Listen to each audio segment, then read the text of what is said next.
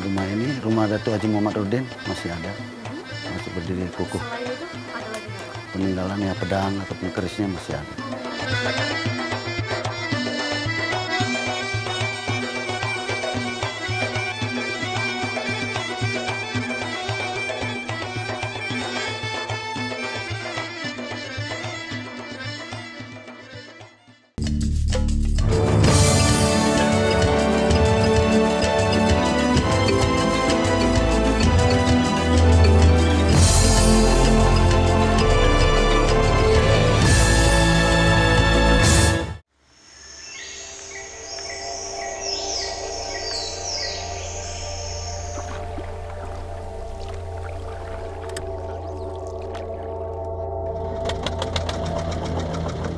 Tujuan pertama kami adalah sebuah makam yang jaraknya cukup jauh dari Sungai Mati.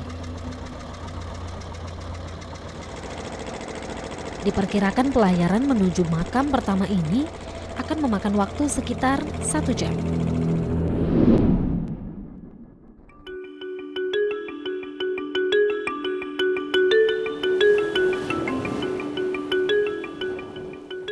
Meski daratan ini tidak dihuni oleh masyarakat, namun lokasi ini difungsikan sebagai pemakaman umum.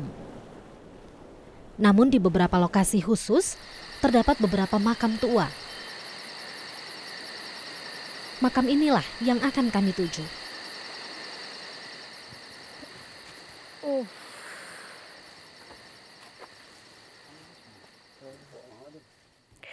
Cukup sulit bagi saya untuk memilih penjelasan apa yang akan saya berikan karena memang sayangnya di makam yang satu ini belum pernah dilakukan penelitian apapun, pemirsa.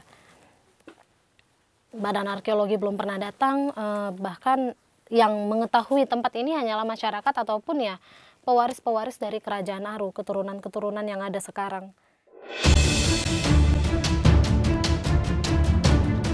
Sesungguhnya, ekspedisi ini telah membuat saya menjadi tidak sabar.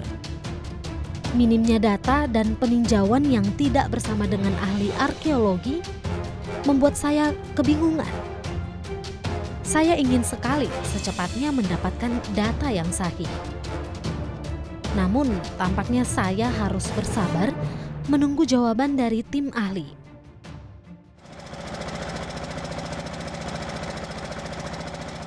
Kini kami berlayar lagi, menuju sebuah lokasi yang diduga merupakan pemakaman massal korban perang.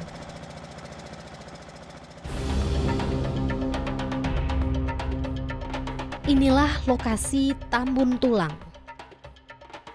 Masyarakat percaya lokasi ini merupakan kubur massal dari pasukan Kerajaan Aru dan lawannya. Pak Riki, sebenarnya saat ini nih lokasi tepat kita berada ini di mana sih? Kita ini tepatnya ini berada di sebuah perkebunan. Sebuah perkebunan di daerah Kecamatan Besitang. Nama perkebunan ini PT Karimun. Namun di tempat ini dulu diperkirakan ini sesuatu punya sejarah. Sejarah apa, Pak? Nah, sejarahnya di sini terkenal namanya di sini daerah kawasan Tambun Tulang, Timbun Tulang ataupun Tambun Tulang, masyarakat dan di kecamatan kepala desa di sini juga mengetahui bahwa ini daerahnya Tambun Tulang. Kenapa dinamakan begitu? Nah, menurut sejarah, baik itu sejarah yang ada di sejarah yang tertulis, sejarah Melayu, sejarah dari keturunan orang-orang Melayu gitu. Di sini dulu tempatnya terjadi pertempuran. Pertempuran besar antara sebuah kerajaan dinamanya Kerajaan Aru Tua dengan sebuah kerajaan pendatang dari luar. Ada yang memperkirakan itu dari pasukan Majapahit, ada yang bilang juga dari pasukan dari Aceh. Belum ada catatan yang mengkonfirm yang mana sebenarnya? Memang masih simpang siur, cuman terjadi pertempuran sengit. Pertempuran ini untuk melakukan ekspansi ke Kerajaan Aru Tua. Nah, diperkirakan tempat ini menjadi ajang. Lagi-lagi saya harus menahan rasa ingin tahu.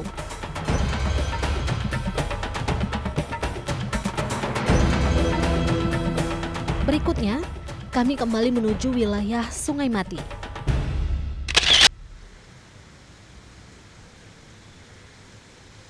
Di area perbukitan Sungai Mati, terdapat 2 lokasi makam yang belum kami tinjau. Satu informasi pasti yang saya dapatkan, adalah belum ada satupun dari makam-makam ini yang identitasnya telah diketahui. Hal ini jelas merupakan tugas yang sangat besar bagi para peneliti selanjutnya. Bahkan mungkin saja jika data terlalu minim, maka informasi identitas jenazah yang dimakamkan di lokasi ini akan menjadi rahasia selamanya.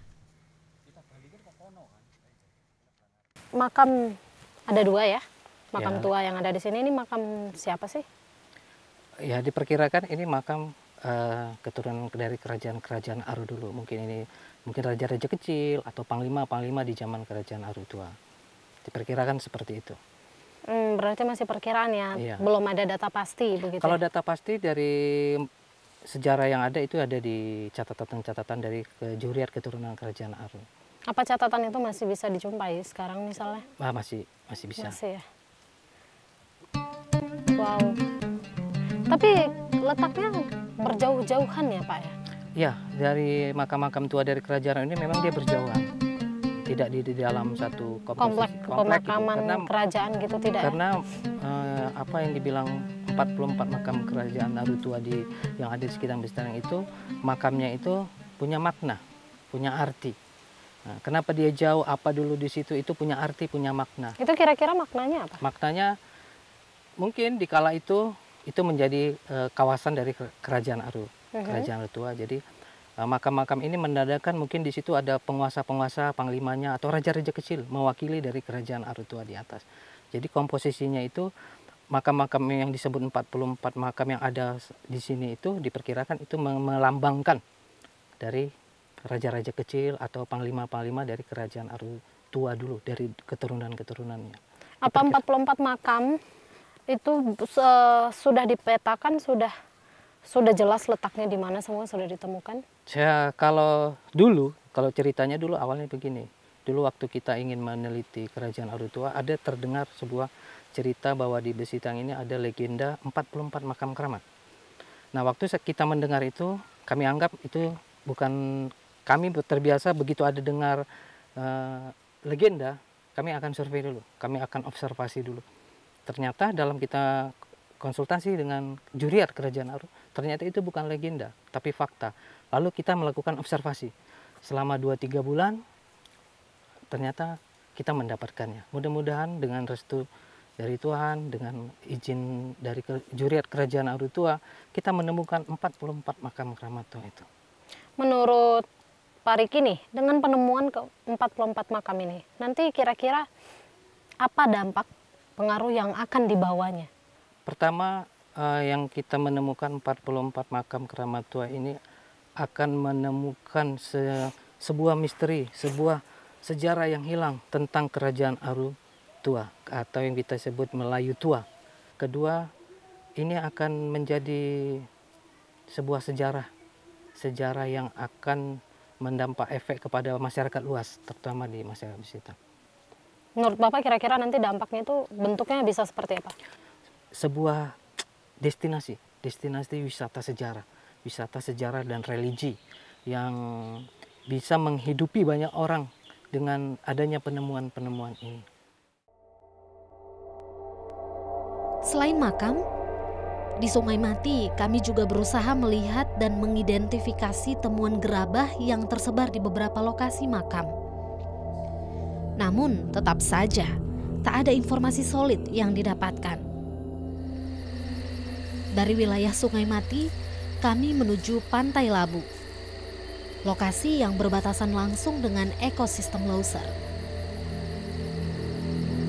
Di sini, di antara perkebunan sawit, juga ditemukan tumpukan nisan yang belum diketahui identitasnya.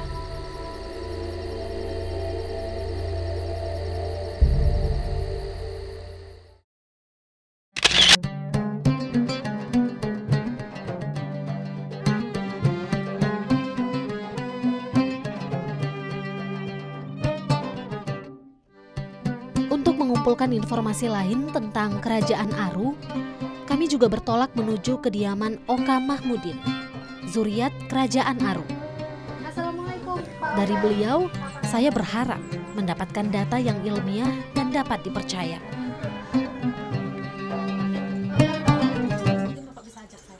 Saya baru saja melakukan perjalanan ya, Ya. mengunjungi beberapa makam yang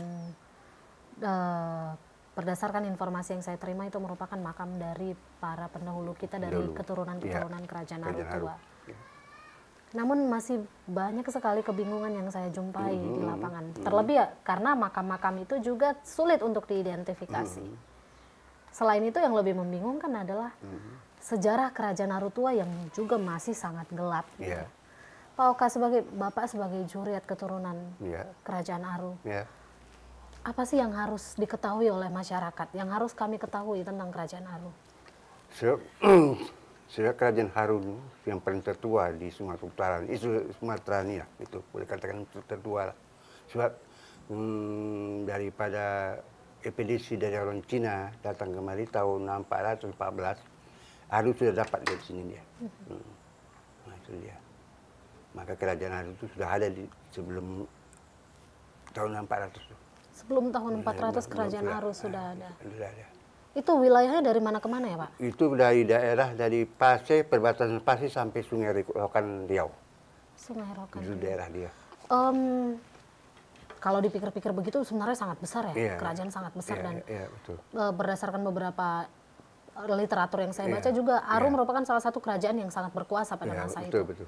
Sempat menguasai wilayah maritim di Selat Malaka Iya, dan juga Malaka. sempat juga menaklukkan kerajaan Pasai Iya, begitu. betul. Tapi sekarang tuh kayak terlupakan. Orang banyak yang tidak kenal kerajaan Aru. Sebab dia tiap-tiap diserang tuh habis total dia itu. Timbul lagi balik, serang lagi balik, timbul lagi balik, diserang gitu. Nah, maka akhirnya timbul tenggelam gitu. Nah, sampai tinggal sekarang mau merdeka, tinggal kedatukan gitu. Nah, jatuh kepada Tanjung Pura. Nah, kesultanannya di Tanjung Pura, kedatukan Besitang. Nah, maka kerajaan Haru itu, kerajaan itu boleh katakan dia juga tidak Islam. Kalau kerajaan itu tidak Islam. Kalau sultan baru kerajaan baru Islam. Baru Islam. Jadi daripada itu tukar, serang, masuk lagi, timbul lagi yang lain, timbul lagi lain gitu. Berarti kerajaan Aru sendiri tuh sudah beberapa kali kayak apa ya? Hancur, bangkit kembali, Iya, hancur, lagi. bangkit Kalau kembali. menurut catatan sejarah itu dalam 13 kali Aceh menyerang. Wow, banyak 13 sekali. kali. Banyak sekali. Majapahit sekali. Sriwijaya sekali. Malaka sekali. Oke, bicara tentang Tambun Tulang nih Pak Oka. Dulu katanya sempat ada pertempuran di situ yang menyebabkan banyak sekali serangan orang dari gugur. Majapahit. Oh, itu nah itu yang mau saya tanyakan, itu serangan dari mana? Majapahit. Majapahit ya. Itu apakah itu dimenangkan oleh Aru atau dimenangkan Majapahit? Menangan Haru. Dimenangkan oleh kerajaan Aru. Masih adakah peninggalan-peninggalan kerajaan yang Bapak miliki Ada saat ini? ini. Pertama ini Ini milik dari? dari kerajaan dulu. Ini milik Sultan. Ya, Ini tongkat ya. angkat. Pak Oka, dari 44 makam saya hanya punya kesempatan untuk Iya. mengunjungi sebagian kecil di Iya. antaranya. Tapi tidak teridentifikasi. Saya tidak tahu itu makamnya siapa, dari abad keberapa. Kalau Bapak sendiri punya data nggak untuk itu? Kalau menurut dari catatan itu ada yang saya itu. Ada Tapi ya? ada yang belum lagi dapat saya. Berarti hanya tinggal melakukan pengecekan dan pencocokannya. Pencocokannya gitu. Di mana dia, siapa dia. Oh, gitu. Apa nih harapan Bapak dengan adanya bantuan dari pemerintah, lalu dengan adanya upaya masyarakat yang terus mendukung dan terus mengingat kerajaan Aru dan saat ini pun sejarah ini akan kembali dibukakan, begitu. Apa nih harapan Bapak? Ya, untuk pemerintah supaya masyarakat Langkat ini betul-betul disejahterakan bagaimana. Pesan apa sih yang ingin disampaikan sebenarnya oleh kerajaan Aru tua pada negeri kita, pada masyarakat kita saat ini? Saya meminta supaya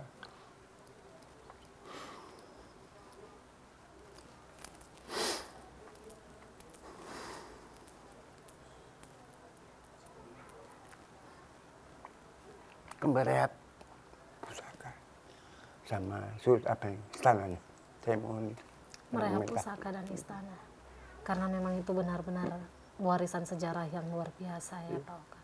Ini adalah kabar gembira buat Pak Oka dan saya sangat berharap bahwa ekspedisi ini akan membawa sebuah pengaruh yang sangat positif dan juga pengaruh yang nyata bagi pembukaan kembali sejarah Aru Tua.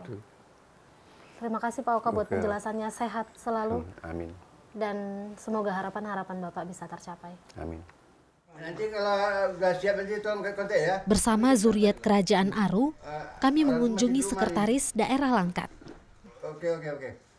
Bagaimana pendapat Bapak tentang penemuan-penemuan di wilayah yang sedang Bapak organisasi atau kelola ini? Baik, terima kasih. Jadi kami sangat senang mendengar berita tersebut dengan adanya penemuan-penemuan berupa makam dari raja-raja dulu, tepatnya itu Kerajaan Aru Tua ya, sehingga membuktikan bahwasanya di Kabupaten Langkat ini banyak situs-situs yang bersejarah. Mungkin tidak hanya itu saja, tapi dengan adanya penemuan ini merupakan bukti bahwasanya Langkat ini adalah merupakan suatu negeri yang sangat bersejarah. Sebagai sekretaris daerah dan juga saya sebagai ketua MAPMI Langkat berharap ini ada tindak lanjut untuk meneliti kebenaran dan bukti-bukti sejarah tersebut. Ya, walau kita tidak sanksi dengan kebenaran tersebut, tapi ini juga perlu diteliti sehingga bisa dijadikan mungkin sebuah tulisan yang akan dibaca oleh anak-anak kita bahwasanya negeri Langkat ini penuh dengan sejarah yang bertuah.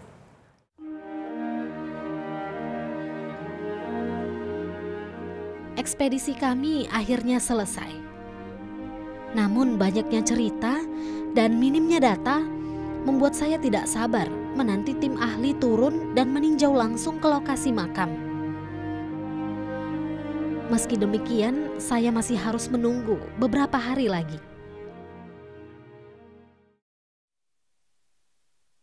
Setelah menunggu kurang lebih 1 minggu, akhirnya saya membuat janji temu dengan Bapak Lukas, arkeolog dari Balai Arkeologi Medan. Kunjungan beliau ke makam-makam yang saya susuri sebelumnya tentu akan memberikan informasi yang berarti. Sebagian dari yang sudah kami lihat di sana itu memang cukup tua, artinya pada masa-masa jauh sebelum Hindia Belanda terbentuk. Jauh sebelum kesultanan-kesultanan atau kekuasaan-kekuasaan lokal yang berada di bawah pengaruh Hindia Belanda itu muncul. Contohnya lah beberapa nisan yang ada itu menunjukkan paling tidak mereka berasal dari masa-masa abad-abad 15 ke 17. Ya, Aru sendiri memang sudah cukup tua disampaikan di dalam beberapa sumber tertulis Cina maupun Eropa, sumber-sumber tertulis. Sementara dari sumber Indonesia, lokal maksud saya Nusantara, itu sudah lebih mudah. Dan sumber yang lebih tua itu memang mengacu kepada sesuatu yang memungkinkan kita mengenal keberadaan satu institusi kekuasaan di pesisir timur Sumatera Utara, pesisir timur Sumatera Utara, yang wilayahnya bisa meliputi mulai dari Tamiang di selatan, terus ke utara itu sampai paling tidak misalnya batu bara dan sebagainya. Itulah yang bisa dilacak sebagai satu wilayah di mana kerajaan Aru pernah eksis di sana. Agak penasaran nih, coba Bapak lihat beberapa yang sudah saya temukan. Ini di pesisir sungai udah hampir dekat ke laut nih Pak, yang satu ini. Kalau dari bentuk nisannya nih Pak, apa yang data yang bisa kita ketahui kalau dari bentuk nisan aja? Ya.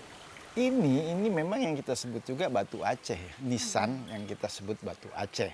Artinya cukup banyak nisan-nisan begini. Sebetulnya nisan seperti ini sudah sejak lama sudah ada. Lama ini kira-kira kisaran waktunya? Artinya sesudah Islam itu sudah mulai mapan, sudah memiliki institusi kerajaan berdasarkan Islam. sebagai acuannya atau penguasanya sudah beragama Islam, itu misalnya paling tidak dari abad-abad 13-14. Tapi makam yang begini memang banyak kita lihat dari abad-abad 15. Nah, ada nggak pesan dari Pak Lukas sendiri? Apa yang harus kita lakukan untuk menyikapi cerita-cerita seperti ini sebelum cerita-cerita ini menjadi sebuah diterima sebagai sebuah kisah ilmiah sejarah oleh orang-orang yang anak-anak nanti yang mungkin tidak merasa perlu untuk mengecek kebenaran ataupun mungkin source mereka begitu terbatas untuk memeriksa kisah-kisah itu gitu. Ya, yang pasti berhubungan dengan sejarah, kita juga harus melihat metode di dalam upaya menyiapkan satu pemikiran kesejarahan. Salah satunya kita harus punya yang disebut dengan kritik sumber kalau itu menyangkut sejarah. Kritik sumber entah itu orang menuliskan di satu buku tua, kita juga membacanya harus hati-hati. Apalagi kalau itu hanya cerita atau dongeng, kita harus betul-betul mampu melihat mana sih yang bisa dikemukakan sebagai sebuah alur sejarah atau sebagai sebuah alur pemanis cerita. Itu yang harus kita lihat lagi. Sehingga kita harus menseleksi mana yang bisa kita gunakan sebagai sumber sejarah yang bisa digunakan betul-betul. Atau kita juga harus membandingkan dan harus membandingkan dengan objek arkeologinya baru berimbang. Kalau kita bikin satu penelitian hanya bicara aspek sejarah, dongeng pun kita masukkan sebagai satuan yang sama dengan sumber tertulis tua, artinya dianggap sama kualitasnya, ya itu udah keliru. Nah, salah satu upaya untuk mencegah kekeliruan itu adalah dengan memanfaatkan sumber-sumber arkeologis. Karena sumber arkeologis dan sumber sejarah itu sebetulnya saling mengisi. Tanpa keduanya dilakukan, itu sebetulnya sulit sekali. Nah, kalau keduanya udah dilakukan, kita juga harus memanfaatkan misalnya aspek-aspek ilmu sosial, sosiologi, antropologi, dan sebagainya untuk lebih lengkap lagi apa yang ingin kita sampaikan terkait dengan cerita dari masa ke masa terhadap satu suku atau satu wilayah dan sebagainya. Itulah baru bicara sejarah.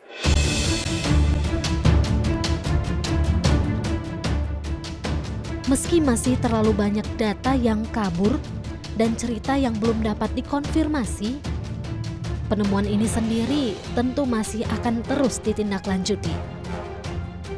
Dan saya percaya, sejarah suatu saat akan terbuka. Bagaimana masyarakat memandang kebesaran kerajaan Aru adalah sebuah gambaran bahwa masyarakat ini merindukan negeri yang mampu berdaulat di segala bidang. Meski dibalut mitos dan legenda, namun Aru telah memberikan warna dan keyakinan pada masyarakat bahwa negeri ini mampu mencapai kesejahteraan.